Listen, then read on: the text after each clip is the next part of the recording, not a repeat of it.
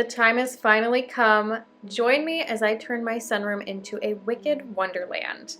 If you know me, you know that I love Alice in Wonderland and I love Halloween. So the two of them together is truly my dream theme for a party. So putting this together was magical. I've actually been curating these pieces for over a year and just planning for this for months. So I'm very excited to finally share it with you. We're gonna start by adding a rug under this table, which I've wanted to do for a couple of years since we renovated this room. Now seemed like the perfect time. I found this indoor-outdoor Harlequin patterned rug, which is perfect for our theme, but it's also just a very classic design and fits beautifully in this space.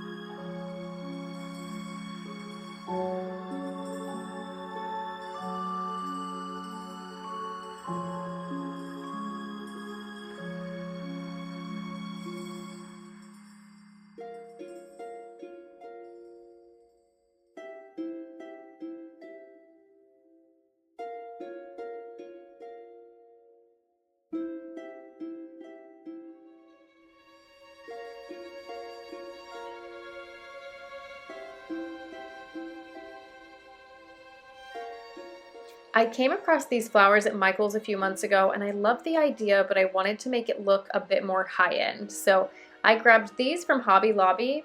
These seem to be made out of like a bark or something. They're very interesting, definitely give that more high-end look. So I just removed the eyes from the Michael's flower and we're going to hot glue them onto our more high-end looking flower. I love this because I feel like it gives such a spooky, sophisticated look, and it also gives a little nod to the talking flowers in Alice in Wonderland. It's one of my favorite elements in this design.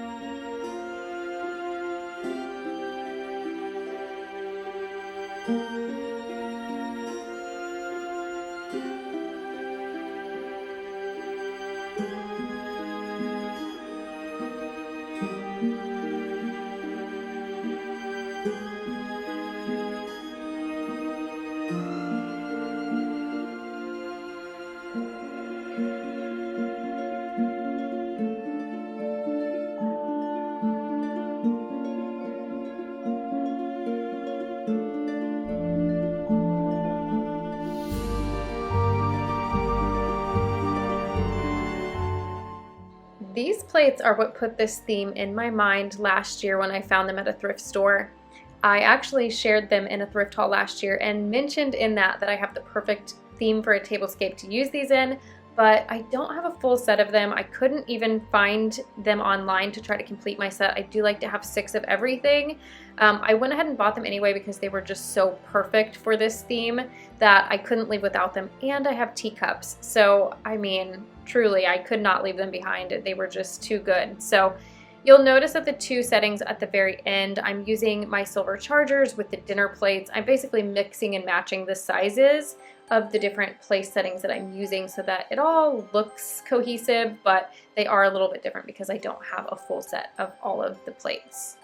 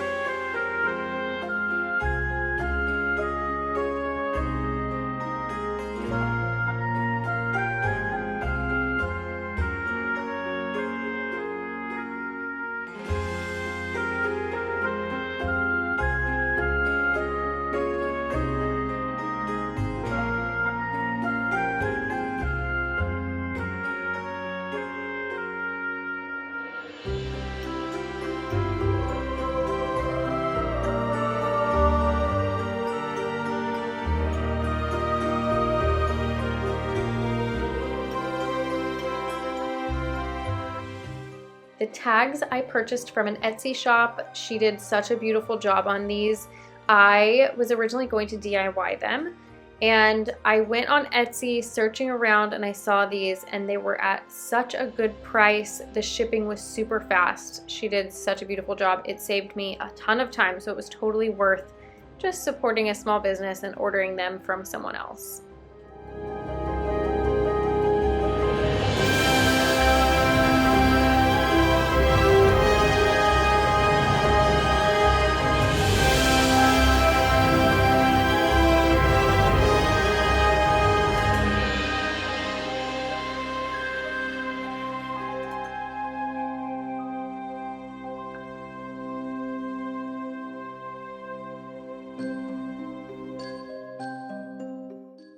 Wanted to give you a quick peek at how we kind of rigged up this balloon arch. So we took a piece of wood and had to pin it back behind the buffet. Our vintage buffet just didn't have a big enough ledge to connect these clamps to, so we had to do a bit of a workaround. I actually snapped a piece while I was trying to put it up and had to take it halfway apart. It was kind of a pain, but that's why you didn't really see any of that process, because it was a process. We're gonna quickly throw some spider webs up on the mirrors. I love the way the light reflects through the spider webs, and then we're going to create an installment on our balloon arch.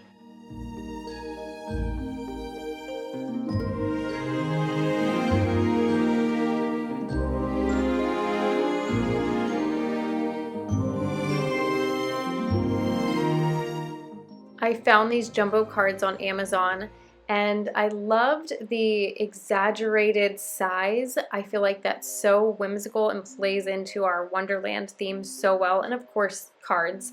But because they're so big, I thought I have to do something really cool with this. The only problem is they look too new. So I actually found a tutorial from another gal on YouTube. I'll be sure to link her tutorial below because she's the original creator of this technique. She was doing this on smaller cards, but I basically just recreated it on a bigger scale. I'm using some Mod Podge with some tissue paper and attaching the tissue paper over top of it. There's no reason to try to get it straight because the crinkles give it that aged look. And then we're going to take some coffee to stain the tissue paper. So it gave them this really old, worn, used feel, which is exactly what we were going for.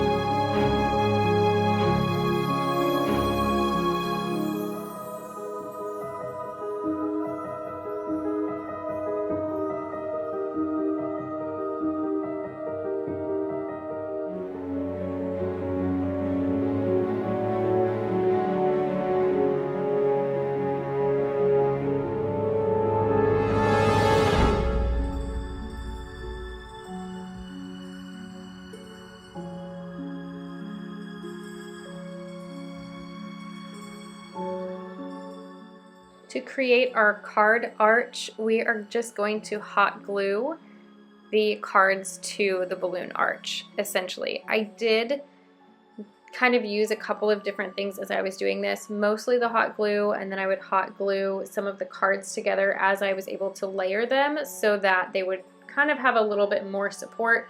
And then the very top one I actually used tape on the back of as well, just to kind of keep it in place, especially because I had it glued on such a low portion of the card, and so it was kind of wanting to fall forward. This has stayed up really well for me. It's actually still currently up. It's been a week, I think. So great for a party if you're going to do something like that. This was a really fun DIY. I don't know what I'm going to do with these giant cards. I have to find a place in my house now to put these because I love them so much.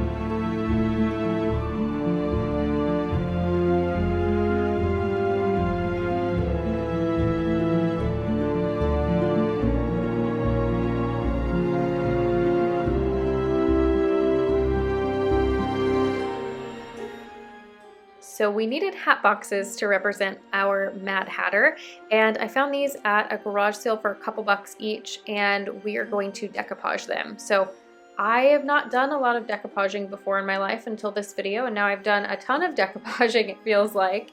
But this, once again, is just tissue paper that I'm using. I loved the checkers, but I should have maybe painted it underneath before because the red and the yellow were just popping through and I didn't like the way that looked. So I found these. They are rice paper, which is so much easier to work with. And they had these beautiful like Victorian and steampunk designs, which I loved and were perfect for the theme. So what was so awesome about this is I actually discovered a new craft store in my town, and they're not new, it's new to me. And it is like my dream craft store. So that was a really fun find in the process of making this video. They had so many things that I have needed in the past and will need in the future. So I will surely be visiting again soon. But loved this little project. This was fun. I didn't share me doing the lids, but I also did decoupage the lids as well.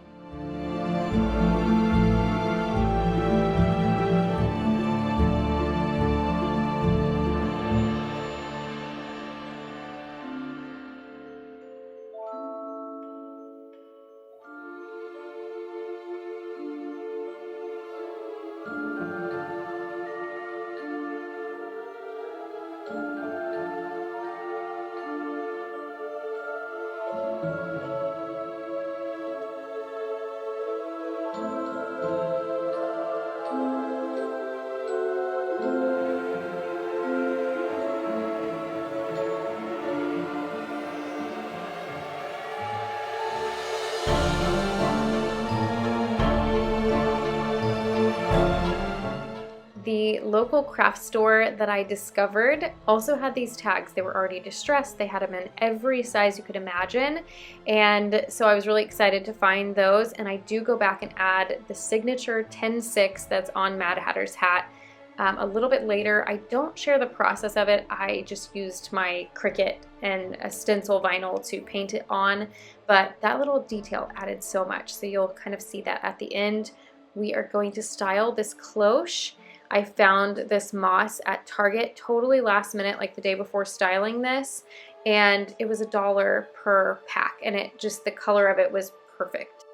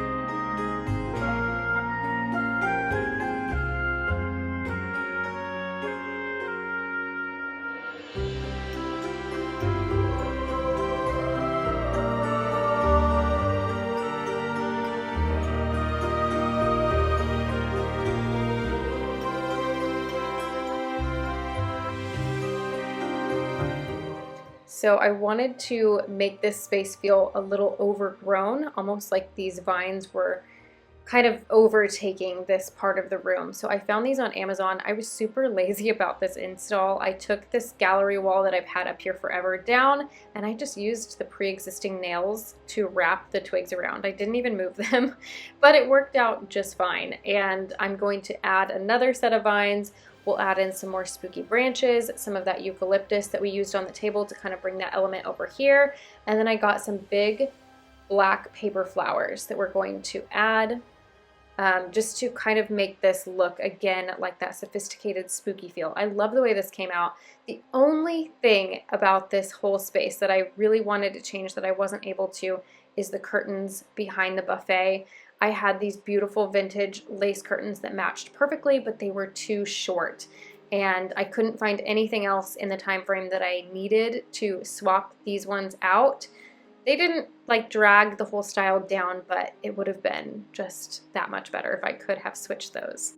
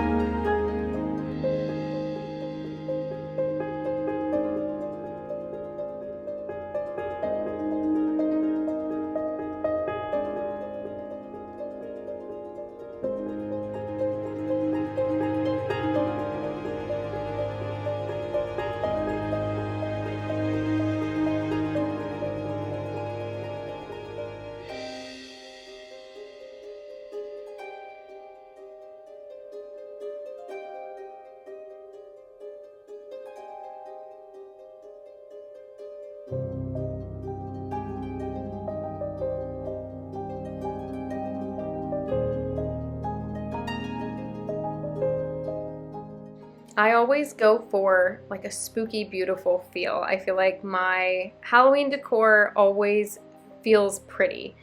And I wanted it to feel that way, but I also wanted it to feel a little bit disturbing this year. Like I wanted just some elements to kind of creep you out a little bit.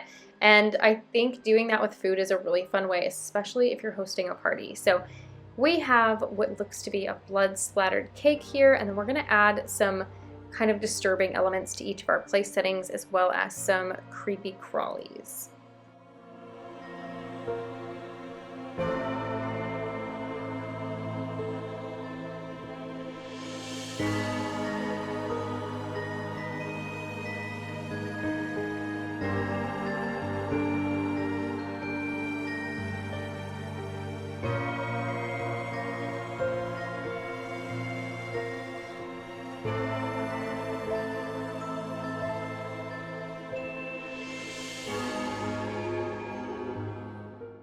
One of the most asked questions when it comes to my Halloween tables is about the dry ice. So the smoke that you see at the end is dry ice, and I never explain it every year, and I think, gosh, I need to make time to do that. So if you've never used it before, dry ice is super, super cold ice. It does require a special freezer, which is why you cannot find it everywhere, but if you go to Penguin Ice's website, they have to where you can look and see who carries it locally. You want to get it as close to your event time as possible. Always wear gloves when handling it. You cannot touch it. It will burn your skin. It's so cold. And if you're using it in drinks, wait till it's completely gone before you drink out of your cup, because it can burn a hole in your esophagus. So you have to be very careful with it, but it is really fun. I hope that you guys enjoyed today's video. Stick around for the final shots and leave a comment down below. Let me know what you think. Thank you for watching, and I'll see you next time.